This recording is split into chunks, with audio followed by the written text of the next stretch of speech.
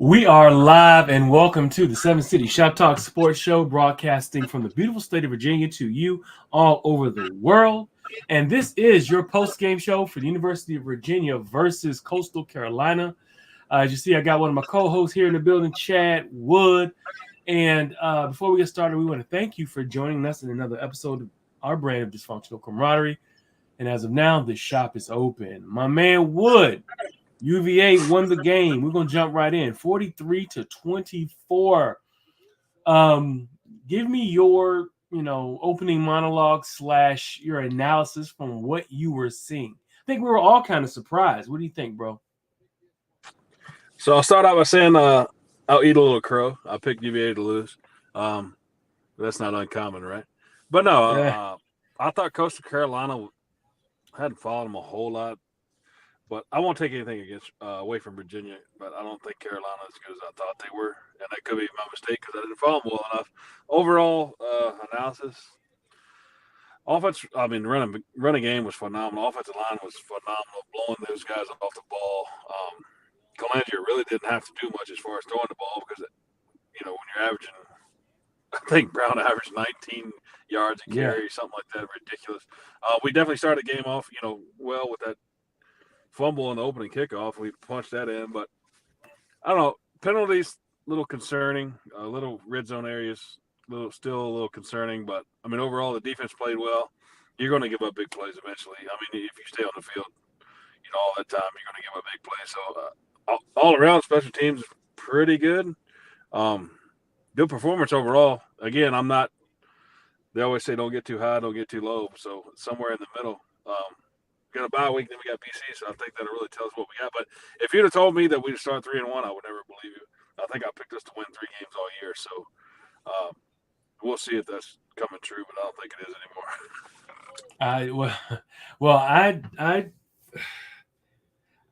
I there's something going on. Something apparently has clicked a little bit. I'm not saying they have totally turned the corner, but something has clicked with this team, and I'm still trying to figure out what has clicked. And it's not like this team has done things consistently either way. Even though they're a 3-win team, they won 3 games already out of 4. It's like, all right, they're a passing team, and Calandria is a Mr. Everything. But then a game like today where they were an underdog, they come out, they're a 7-point underdog, weren't they? Something like that. No, I think Virginia was favored by 3 last I checked. Were they favored by 3? Okay, maybe I'm thinking early in the week. It probably changed during the week, but that's the last I saw. Maybe, I don't know. Yeah. But anyway, it was supposed to be a close game either way. It wasn't supposed to be a 20-point game. Right. And it's like, all right, so they go out and they put a concerted effort out there to run the ball. I'm going to have to take this one. This is on. I wanted this. I said, put your extra tight ends out there, right? I said, give me 13. I said, give me 12.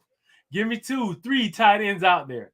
Let's run the ball. Let's put our big guys and make them stop us. Right? That's what I was begging for that on our Tuesday show. And they came out, double tight end. They would flip-flop the strength of the formation based off of where they wanted to go. And lo and behold, the running backs were running wild like we hadn't seen in a very long time at the University of Virginia. Like you just said, Xavier Brown running for 171 yards on just 9 carries. Even Kobe Pace put in like a yeoman's effort, running for 15 times for 57 yards. Calandria running had 9 attempts for 46 yards. He did his thing. You put in Greasy ran for 38 yards on 9 attempts. And Noah Vaughn, 9 attempts, 32 yards. So it's a hodgepodge and a mixture of rushers out there. And why put it in the air when you can just bludgeon somebody? We got bludgeoned last week. Maybe they learned a lesson. They said, hey, we play physical, Maryland, that is. We play physical football, or we're used to playing physical football in the Big Ten. How about we in the ACC are bigger and stronger than the folks in the Sun Belt. How about we impose our will on them? What do you think about that philosophy? Well, I think they learned something. No, I mean, I think that was definitely part of it. But I thought early on, obviously after that turnover, we punched it in. It was, a good vibe. We got the momentum, and then when they started, I'm not saying you're wrong. I'm just saying once they started running the ball and you see, 7, 8, 9 yards of pop, it's like these guys are not stopping us. They're not even touching us until, kind of like Cowboys defense. They're not touching us until like 6, 7 Yeah. yards. But no, I think Kitchen saw, and I'll give him credit. I don't give him credit very much, but um, when he saw we weren't being touched, for 5, 6 yards, and then our offensive line was still getting a push 2 or 3 yards after that. I mean, we were almost getting a first down on every run. I don't know how you wouldn't continue to run. And obviously that helps everybody. That helps Calandria, helps our receivers. That sets up the play action. We didn't use the whole lot. We really didn't have to, but that sets up the one-on-one matchups because you got to load the box, and then that leaves Malachi one-on-one, your tight ends one-on-one. So yeah, I mean, great game plan. I'm glad he stuck to it and didn't try to do too much. Shout out to my man Wesley in the building and Kimberly. Kimberly, what's going on, young lady? Wahoo wah, everyone. Yeah, I mean, Wesley's saying, and big stops in the red zone for the D. Love the running game. Yeah, it seemed like they ran. They're definitely simplified, more so as opposed to what they usually are. You said it in the when we were talking. You said um, the linemen getting to the second level, pushing guys around, mashing or road grading. They were road grading. Coastal Carolina does have speed. That was obvious on both sides of the ball, on defense and on offense. But we made them come to the table and eat with us. You know what I mean? They had to sit down with us and get in the box and eat with us at the table. And we dominated them at the table. We pushed them around. They got in front of us, and our linemen was just blowing guys, like you said, blowing them off the line of scrimmage. I think I'm not saying that's something that they're going to be able to consistently do once they get in the ACC, but it's definitely putting some good stuff on film. That we hadn't seen in a while. You know, when Coach Elliott got here, remember he always talked about run the ball, run the ball. We got to run the ball. We actually ran the ball. This is the first time. I don't think we've ever ran for that many yards. We wound up running for 384. Wood. Who are we? Oklahoma with that shit? Are we like the Tim Tebow running Florida kind of team? Because that's the kind of numbers, or like how Michigan, they just bludgeon you to death. Calandra wound up, and I say only threw for 131. Still had 2 tutties, but threw for just 131. I mean, what'd you think about Calandria's game? Good overall. I mean, he managed the game well, and a couple plays I saw I really like. He's learning to slide now. He's not thinking he's Jerome Bettis, and he's taking the sideline. He's getting out of bounds. Obviously, he's avoiding hits. It's a good thing. So that's a big, in the last couple of weeks, that's a big learning curve right there to even be sliding at all. A little bit concerning right there at the end of the first half with that. Mm-hmm. I thought we were going to run the clock out like Cowboys did in the playoffs, but we had 1 second left, so I can't criticize too much. But no, I think he's maturing slowly. Again, he's avoiding, and a couple of times he threw the ball away, which is good to see because I know I think it was the opening game. He took that 20-yard sack. He's trying to do too much, and I think I'm not going to say he's not going to do that moving forward, but it was good to see him sliding, throwing the ball away, getting out of bounds, protecting himself. So overall, I mean, he had a good game. He managed the offense great, but when you rush the ball for 400 yards, you know what I mean? I think I could have played quarterback today. Yeah. I think you could as well, for sure, man. I look at, going into the bye week and what does this mean for the team? We've never been 3-1 going into a bye, or having a winning record going into a bye with Elliott, have we? I don't recall that having a winning record going into a bye week with him, and that'll give us 2 weeks to prepare for Boston College. But do you recall that at all, Wood? I don't. No, I don't think we've had a winning record going to a bye. I mean, hell, we barely had a winning record at all. Mm-hmm. But no, Right. like you said, any nicks and knacks, you get that out in 2 weeks. You got 2 weeks to prepare for BC, and the preparation is huge. But BC's a physical team, so you'll really know how what you like. Today was finesse versus physicality. I think Mm-hmm. Carolina was more finesse, speed, scheme. I could be wrong. I don't follow them a lot, but just what I saw. But I think Virginia just took it to them in the trenches, and we really see it. If you do that against BC, man, that completely changed the tone of the season because BC has been traditionally one of the toughest teams as far as physicality in the ACC. Put it Yeah. up there with Tech. The guys just smash it down your mouth. So BC will Yep. tell us a lot. Again, I don't want to see I'm a naysayer and I'm taking away what Virginia did. It's a great win on the road by 20 points, so I'm not taking away. But if you do that against BC, you're talking probably changing your season if you can do that against a physical team like Boston College.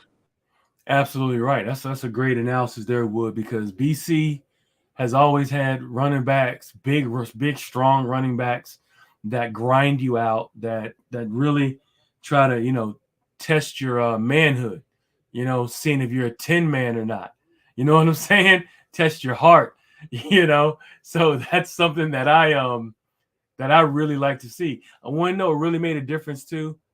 Cam being on the field, you could just see him flying around. When he's on the field, there's such a difference out there. All of a sudden, Jackson doesn't have to doesn't have to do everything on the field as far as what he does. He looked really good to me, even though he's coming off of an injury, but he had a brace on. But he did a great job of filling holes. The front seven for the Wahoos to me was phenomenal today. Think scared, it spooked the Chanticleers out of trying to run the ball as much. They threw the ball way more than they ever would. And the flip side of that is our defensive backfield, meaning the corners, meaning had some real troubles with that team. A lot of penalties on them. I want to say we had two in the first half, two big pass interference penalties that wound up leading to scores on two drives. What did you think about the defensive backs this game? And maybe the corners, just because the safeties were flying around and they were really making some plays out there. But what did you think about the corners this week? I mean, definitely the safeties played phenomenal. Clary, he continues to impress week after week.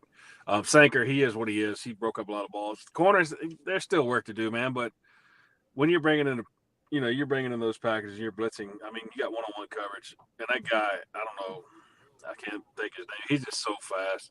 That's The a little hard job to yeah, do. To go one-on-one with his speed down the sideline.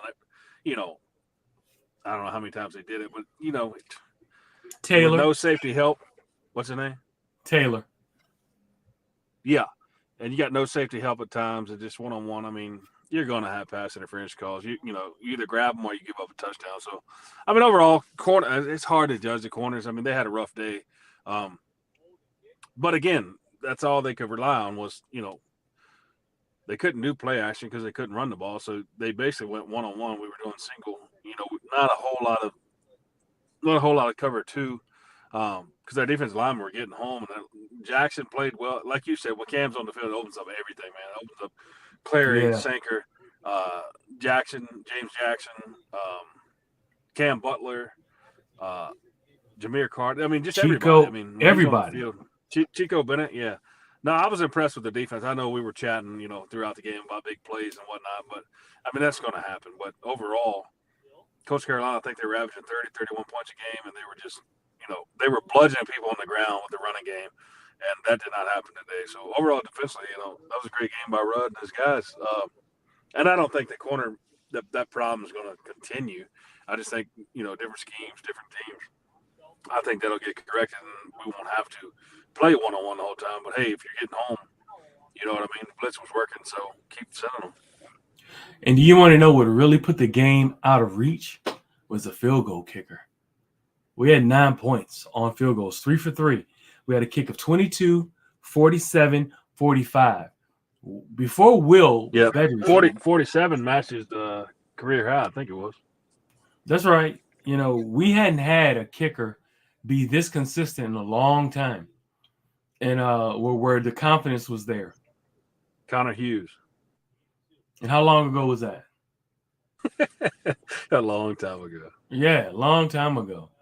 Uh, and Will, I mean, I don't know what he is for the year, but he's probably somewhere in the range of um, like 10 for 11 or 10 for 12. It's something like that. He's consistent. He's getting the ball up.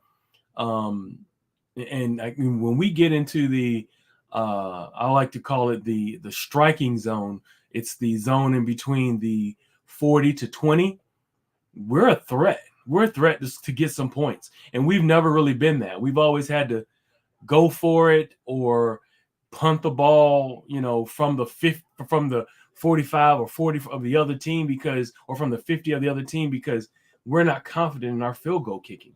There's something different going on here. I think, whether it's by some luck, whether it's by some, I'm not gonna call it luck because there's some of that involved, I think, but you also make your own luck, especially in the game of football. You know what I mean? That's something that people don't understand is, oh, they're lucky, but you make your own luck in a game as brutal and as um, technical as football is. And that's something that I feel this team is, the coaches, it seems like they're starting to gel because a lot of times the coaching was some of the issue or a good part of the issue. And maybe there's some talent, Wood. What do you think? Man, I think there's some talent out here on this team than what we've had in the past 4 years, 3 years at least. No, I mean, it's definitely, obviously, we have more talent than what we have, but, when it comes down to the field goal kicker, that opens up a whole new world on third down, say around the 30, 35-yard line. That could, that opens up a whole lot of things that Kitchens can call, knowing if I don't get a first down, if I get 1 or 2 yards, we're at least guaranteed 3 points. That's So right. that, Kick that it thing. opens up the playbook a lot on third down that he doesn't have to get a first down. So I think that's the main point about our kicker. That gives you a whole other weapon, not only to putting three on the board, but it opens up the play calling, what you can do on third down when you're around, like I said, when you're around that 30, 35-yard line. I don't have to get a first down. Obviously, I'd love to get a first down and get 7, but if I don't, there's a guy that can put it between the uprights. And that's something we haven't had in a long, long time. That's right. That's right. Well, you also think about this. It also gives us field position when we get to kick it off and put a team deep instead of giving the ball to somebody at the 40-yard line, you know, 35, Yeah, 40-yard I line. think they're starting, I think it was around the 25 to 30, and I think ours was way closer to midfield than that. Yeah, So, about the 42, yeah, so that flips 45-yard the line. game. That flips the game in itself. My man Wesley saying, all I know is we lost these games last year. Yeah. And Tony TE is doing a good job in changing there's something because something's changing. So I said it just a minute ago. Something's changing with this team where those games were, what was it, 5 games or maybe 5 games we lost by less than a touchdown, something like that. Something has clicked, and that's maybe part of what has clicked is these kids that are still there have understanding that we got to stop making mistakes. Before this game, they had only averaged 3.3 penalties a game.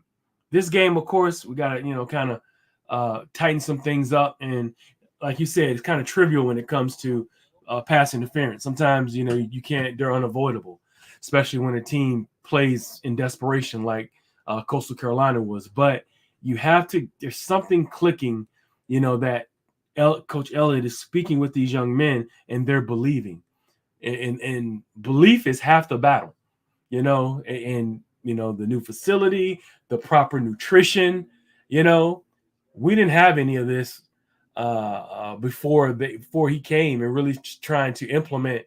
I don't want to say big boy football, but he's trying to implement something that I guess a blueprint he has from Clemson, where they have a great nutrition plan, they have great facilities. Then it comes down to recruiting, getting the proper kids in the building. Um, Kind of give me an idea. I'm not trying to give Coach Elliott all the flowers right now, but there is something that's clicking and changing. Would you acknowledge any of that, Wood, right now? No, absolutely, I would acknowledge that. I mean, I mean, he hasn't I'm been, a lot of, our hosts haven't really been a big fan of him over his no, but tenure here. I'll give credit where it's credit's due. I mean, you beat two traditionally good programs on the road this year. I won't say that they're as great as they have been, but I mean, anytime you go on the road and win, it's tough to do, and especially in Wake Forest in that second half where Mm-hmm. you didn't die, you hung around enough, and then you won. And then today you just dominated from the beginning. There's obviously something to be said about that.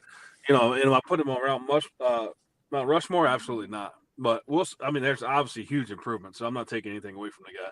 I've been the biggest critic as people know, but BC coming up here in the first couple of ACC games. I feel confident in what we're doing. I'm not going to say we're going to win all those ACC games, but at least I feel confident when we step on the field that we can make it competitive. And we've been competitive as when you said 7 points or less, but I think this year there could be a couple of those games that swing the other way when we lost by 7 points or less.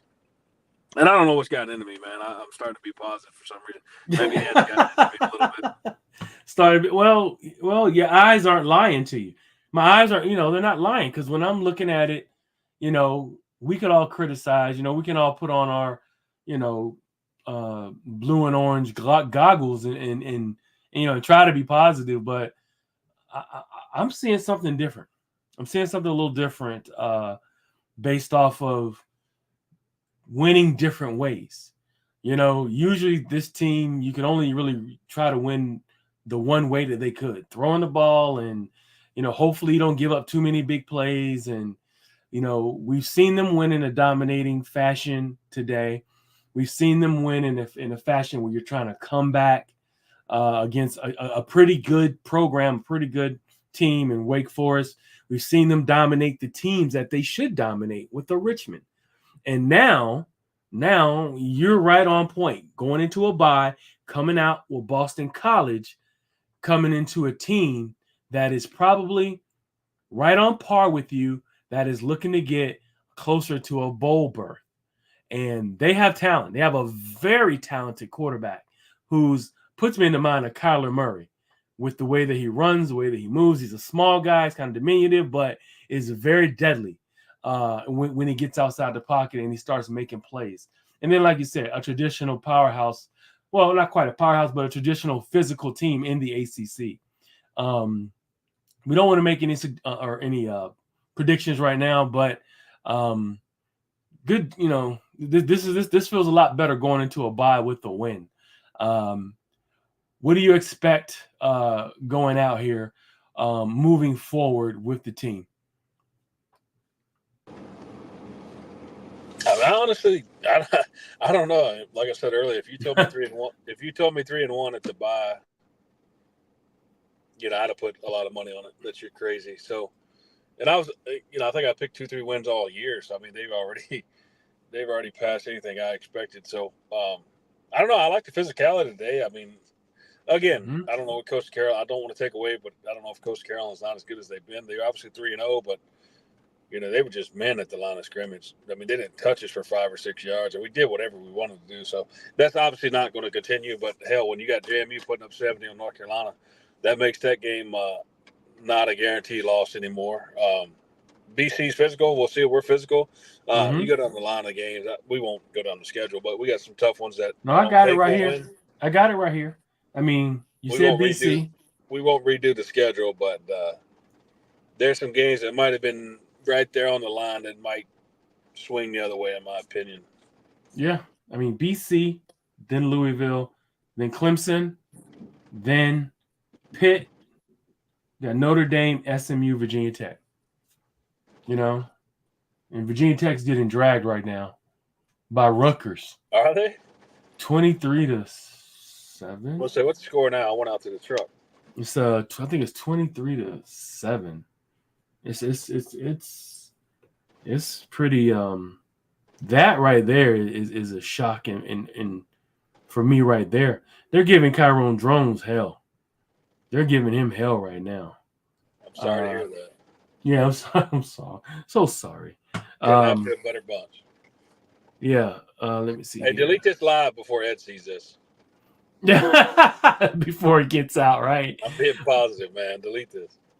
My man said, hey, Wesley said, I agree, Wood.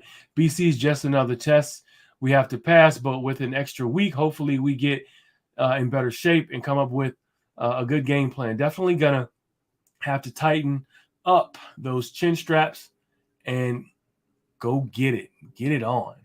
He also says, yes, BC's they gonna are. put the helmet on you, so you either respond or you don't. Years past, we haven't responded, so I think we will this year. But they're definitely going to give it to you. Yeah, I think that we're moving in. Finally, I think, nobody's handing out flowers now, everyone, but I think we're finally moving in a direction where, we can feel positive about the program. But yeah, Virginia Tech's down 23-7. Rutgers has the ball at their own 20. Looks like their own 20 coming out. No, it's 3rd and 24 at the Rutgers. Have to get in and watch that. No wonder Amy didn't hop on here. End of the yeah, she's probably throwing shit around. But yeah, but we can go ahead and get on off of here. Look for us on Tuesday, everybody. We will be live. Come check my man Wood, Amy, hopefully AB, Ethan, possibly, and Ed, and we'll jump on here and we'll talk about this game, and then we'll have a bye week, so we'll have a week off. But looks like we got some good vibes going on here, man. Anything else in closing monologue, Wood? Good vibes from Skip Bayless, so you know things are going well. That's right. That's it, man. Good to see you. Right. Go Hoos. We appreciate it. Yep, go Hoos. We want to thank y'all for tuning in and hanging out with us and tuning in this post-game show. But as of now, the shop is closed. See you guys on Tuesday, and then we'll have a bye. Bye-bye. We'll see you later.